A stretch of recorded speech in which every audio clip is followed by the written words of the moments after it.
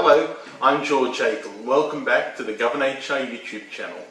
Today I'm going to be talking about BCP, Business Continuity Planning, from an HR perspective.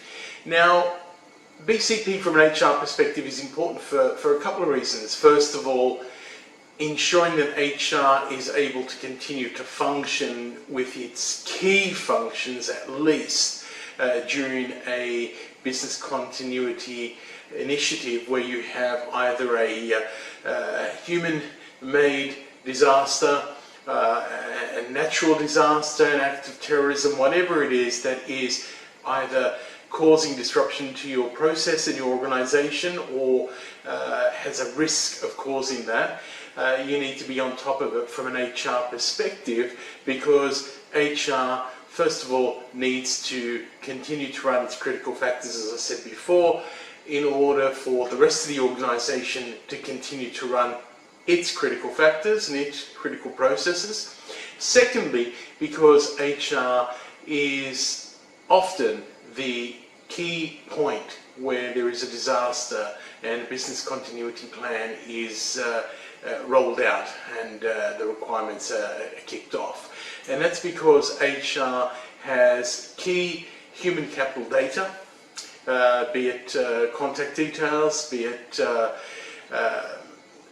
passport details, where people come from, what their citizenship classes is, what their family size is, where they are, what divisions, who their manager is, etc., to be able to continue the chains of communication and to be able to keep an eye out and manage the deployment of individuals, the evacuation of individuals, the recovery of individuals, etc.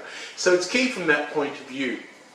Now, when there are many key aspects to a successful business continuity plan.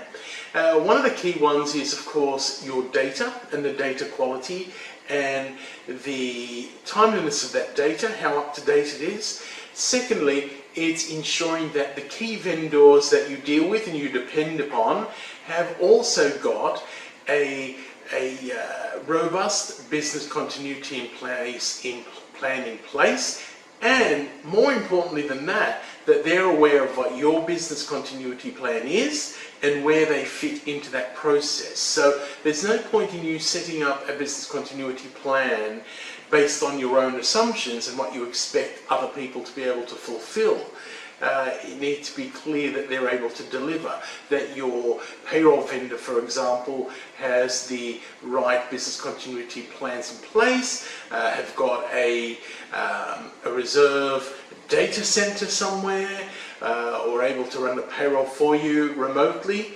Or the other one, of course, is your bank, that your bank is able to remit those payroll payments to individuals. Now, a business continuity plan needs to be looked at in chunks. You need to look at what is the plan for a short-term interruption or potential interruption, what's the plan for a mid-term, and what's the plan for long-term. And you need to define those categories within your organization. Now, your organization may have bi-weekly payrolls, it may have a monthly payroll.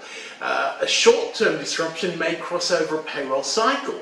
Now remember, people have got mortgage commitments, payments, etc. they require to be paid on time. You need to think of that when putting a business continuity plan together.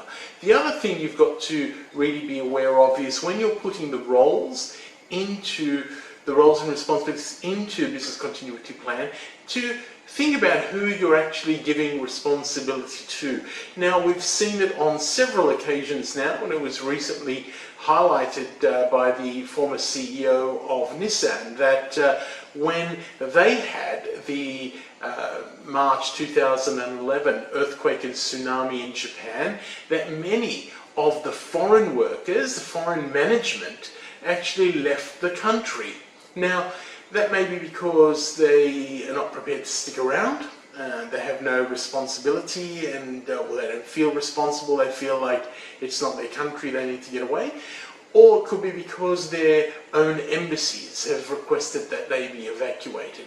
Either way, you need to be clear and conscious of that and need to have that embedded into your plans. Now, From our perspective, GOVERNHR, we've had extensive experience in business continuity planning. I've personally been there to set up business continuity plans, to test them in a test environment, and to also execute them in a real business continuity plan scenario, real disaster scenario.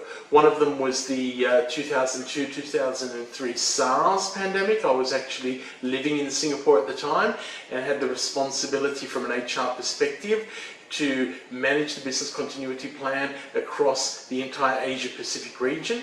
The other one was the 2011 earthquake and tsunami in Japan, and we were required to remotely handle that for the team in Japan and manage the business continuity plan, and working with other members of the organisation, other departments within the organisation, working with third parties, regulators, third party embassies, etc. So it's quite a significant role, it's a critical role, and it's a role that HR needs to really be aware of and really need to be sure of, and have a plan in place, a plan that's realistic, a plan that everyone is aware of, and a plan that is tested on a regular basis. And again, testing it with your critical vendors.